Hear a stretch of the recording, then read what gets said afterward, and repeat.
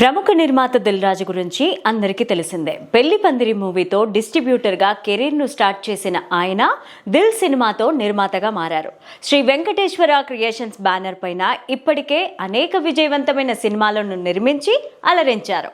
తెలుగు ఇండస్ట్రీలో అగ్ర నిర్మాతల్లో ఒకరిగా నిలిచారు.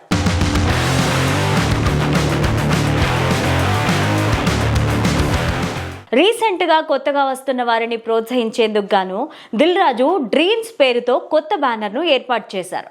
ఇప్పుడు తన బ్యానర్స్ పైన పలు సినిమాలు నిర్మిస్తున్నారు.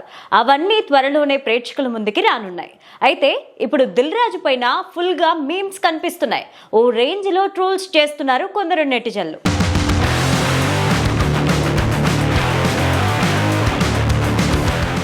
నిజానికి ట్రోలర్స్ ఎప్పుడు ఎలా రియాక్ట్ అవుతారో ఎవ్వరూ చెప్పలేరు.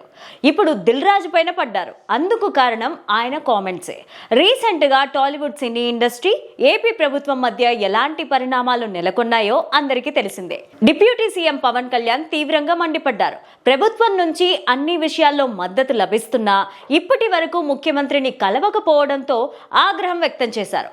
ఇకపైన ఎవ్వరూ తన వద్దకు వ్యక్తిగతంగా రావద్దని వార్నింగ్ ఇచ్చారు. దీంతో సినీ ఇండస్ట్రీ అంతా ఆ నలుగురి చేతిలో ఉందని అప్పటి నుంచి ప్రచారం జరుగుతోంది.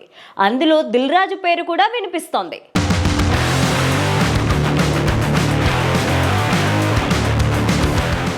ఈ నేపథ్యంలో ఆయన నిన్న ప్రెస్ మీట్ను ఏర్పాటు చేశారు.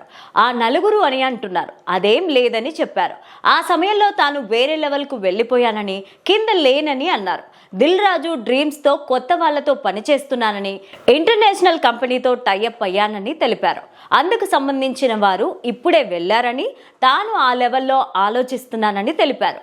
ఏఐ టెక్నాలజీని ఇండస్ట్రీకి తీసుకురావాలని భావిస్తున్నట్టు పేర్కొన్నారు. దీంతో ఇప్పుడు నెటిజన్లు స్పందిస్తున్నారు.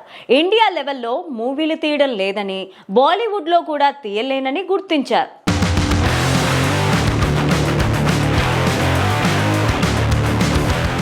అలాంటప్పుడు ఇంటర్నేషనల్ హాలీవుడ్ అంటున్నారని కామెంట్స్ పెడుతున్నారు. అందుకే ఇప్పుడు ఆయన లోకల్ కాదని ఇంటర్నేషనల్ లెవెల్ అంటూ ఓ రేంజ్లో ట్రోల్ చేస్తున్నారు. దీంతో సోషల్ మీడియాలో ఎక్కడ చూసినా దిల్ రాజు పైన మీమ్స్, ట్రోల్స్ కనిపిస్తున్నాయి. మొత్తానికి ఆయన కామెంట్స్ మంచి ట్రోలింగ్స్ మెటీరియల్గా మారిపోయాయి. మరి దిల్ రాజు రెస్పాండ్ అవుతారో లేదో చూడాలి.